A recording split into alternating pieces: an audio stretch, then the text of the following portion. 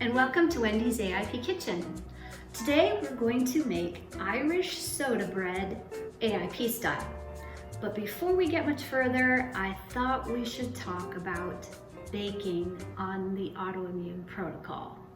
Like me, perhaps you dream of beautiful breads because maybe your non-AIP husband decided to learn sourdough bread baking during quarantine and baked those things right in front of your poor gluten-free nose. Or your kids have the audacity to toast a beautiful bagel while you are eating sauerkraut for breakfast. Or there you are minding your own business when you smell brownies cooking in the oven. I understand. Some of these things may or may not have happened to me in my own home. You guys, baking on the AIP is hard.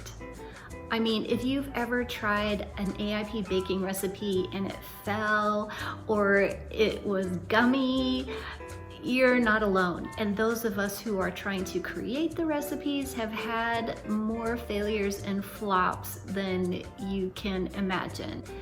You will be so much happier with your AIP baking if you don't expect it to be exactly like it was back in the day when we could have all those things, you know, gluten, dairy, eggs, sugar, you know.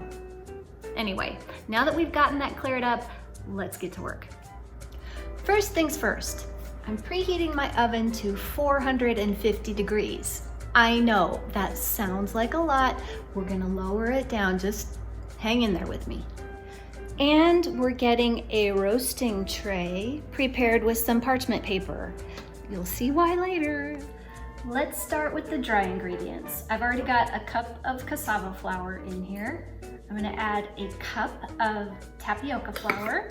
Now for me, I'm adding 1.5 teaspoons of baking soda. You can add up to 2 teaspoons of baking soda. The result will be a little bit cakier. I actually want this to be dense because I want to toast it the next day.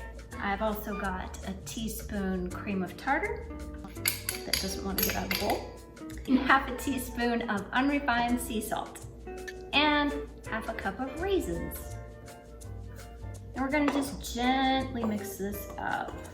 I say gently because these flours are very light and they just tend to kind of fly all over the place. So take it slow. Now for the wet ingredients, I've got 1/4 cup of unsweetened applesauce, 2 tablespoons apple cider vinegar, and 2 tablespoons of honey. Give this a little bit of a mix. There. That looks good. This next part, I wanted you to be able to see inside of the pan. Okay, so I've got a cold saucepan. I have 1/4 cup of just regular water in here, 1 tablespoon of gelatin, and I'm gonna sprinkle this over the top and let it bloom.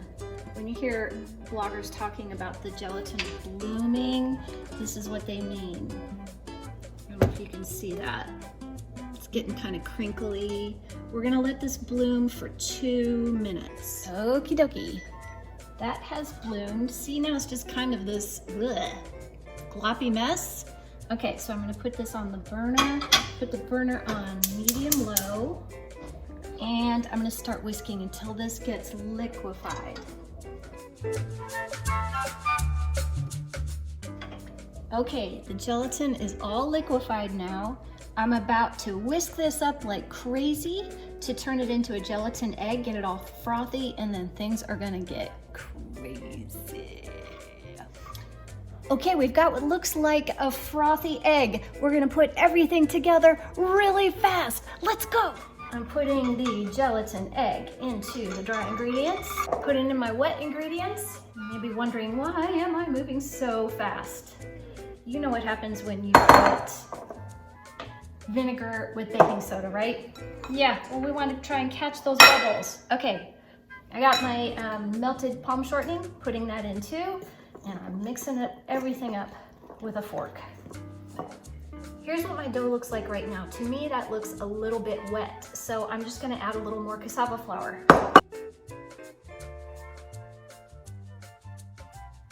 Okay, I've got a dough. I'm gonna try and make this into kind of a loaf shape. Place it on my pan here, kind of in about something that's 6 inches by 4 inches-ish. Okay, I want to get this thing in the oven quickly. You guys, I don't know how this loaf is gonna go. It looked a little bit wet to me, and I feel like it took too long to put more flour in it. And you know what? Sometimes that happens. The ingredients are so fussy. If we were to do this like really precisely, we would have weighed all the flour to make sure that we have just the right amount. But I don't know, we'll see. I've got this in the oven at 450 for only 5 minutes. The idea here is that we might be trying to trap some of the bubbles in there. I don't know, we'll see. Anyway, after 5 minutes, we're not going to open the oven door. We're just going to reduce the heat to 350 and then cook it for 10 minutes more.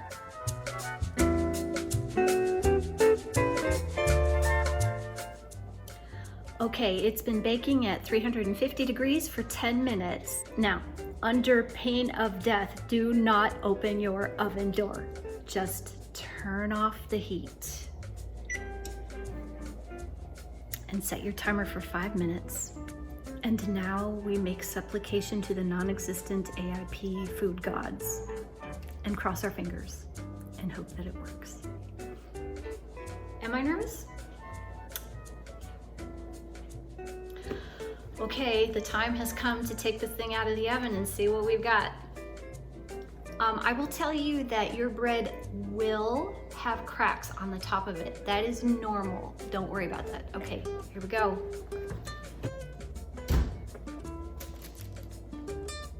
Not bad. It actually looks like bread. Okay, but here's the thing, you guys. The hard part is going to be not to cut into it. Not yet. Wait until it has fully cooled because that gelatin needs time to set up and maybe it just needs a rest because we really beat it up. I don't know. Wait until it's cool. Now we've got some Irish soda bread, AIP style. Everybody remember, manage your expectations, be patient with yourself, and enjoy. Thanks for watching, everybody. Bye. Wendy's AIP Kitchen was filmed before a live studio audience.